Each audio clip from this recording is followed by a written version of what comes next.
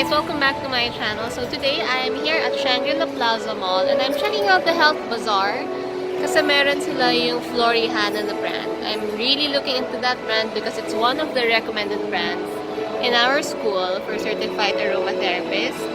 I was able to take a peek earlier. I'll go back later. And then I will be grabbing some essential oils also from True Value kasi yung Now brand is also there. I actually came here prepared. I have my EO wish list. These are the oils that I need for my course. So I'm starting to canvas na. These are the prices from the US and these are the prices that I've seen from the bazaar earlier. So medyo doble siya. I might, most probably, I will just buy them from the US. I really like Florihana. I really like to try it kasi parang ang ganda niya. Anyway, I'm still waiting for my friend Iris, but I think I'll just walk around first.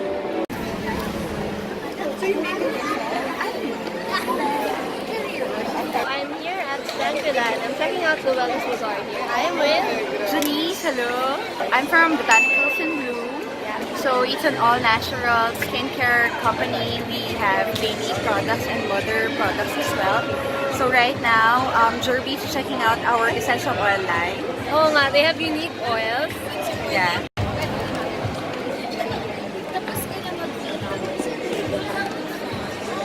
Hello, good morning, good afternoon, and good evening. My name is Sabrina, and I go by the IG name Beyond Flowers by Sabrina. So what we have here are preserved flowers from Ecuador. It ranges in size. They begin small, merong small, and then we have as large as quadruple XL. So what's the difference between this flower compared to other preserved flowers? I think number one is where our flowers come from. So this comes from Ecuador. So you are assured of the quality. And if you will notice, the petals of each flowers are not translucent, they're opaque. So they're real preserved flowers. Some flowers which are not opaque, they tend to be the cheaper variety. Another striking difference between my flowers and other flowers is that I arrange it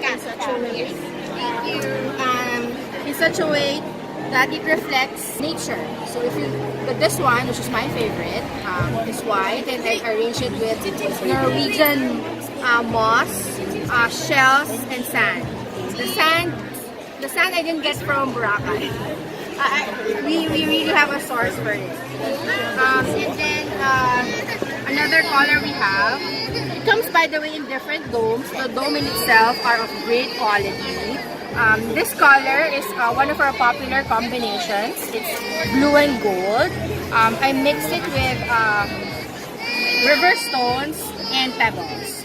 Another variation which I have is this color dome. I have a dome as tall as 36 inches. Wow. It's just like a feet. Wow. I haven't sealed it. If you purchase it, you'll get it sealed. Yes, this is my daughter. Hey, Hayward! Yes. Do you want to present for mom? Yes. Okay. So if you will notice, this is a special request, by the way. Preserved flowers will last 3 to 5 years depending on the environment and how you take care of it. When you buy it, usually you get it sealed to preserve the rose better. Well, you can buy it unsealed, but siguro give and take 8 to 16 months and then it will start withering. Okay, so that's the reason why I seal it. Also, preserved flowers, they don't like direct sunlight. They don't like places which are too humid.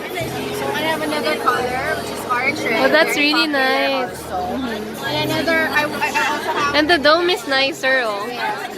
The domes are black. I have an acrylic version, Oh, which is also wow. nice because I paired it with yellow, one of my favorite colors, and it slides open and close. You can either request me to seal it or you can just leave it open. But I advise that we seal it to ensure that you get the most value for your flower. Yeah. If you have any other concerns, you can visit us at Beyond Flowers or Beyond Flowers Sabrina on Facebook, and we can work on the color combination you want or if you have any trinkets that you want included, like a locket perhaps, or mini figurines of Legos if you want to do that. We have a lot of colors available, and we have more sizes coming in the next week. Thank you so much. And special mention to Couchwasabi for filming my video. Thank you. Bye.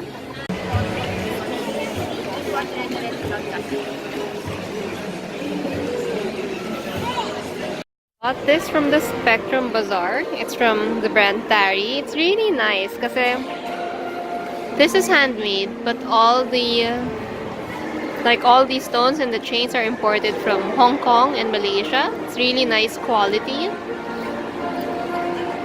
Very dainty accessories. Nice niya. Wait, let me just... There you go.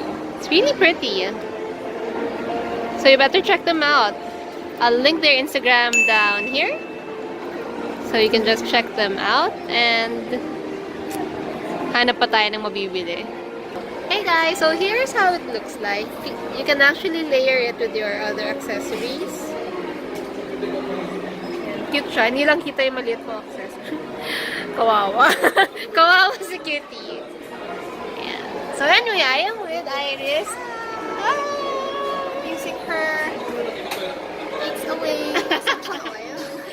Yeah, it's been a long time. So we're hanging out in the most tita place here. DWG.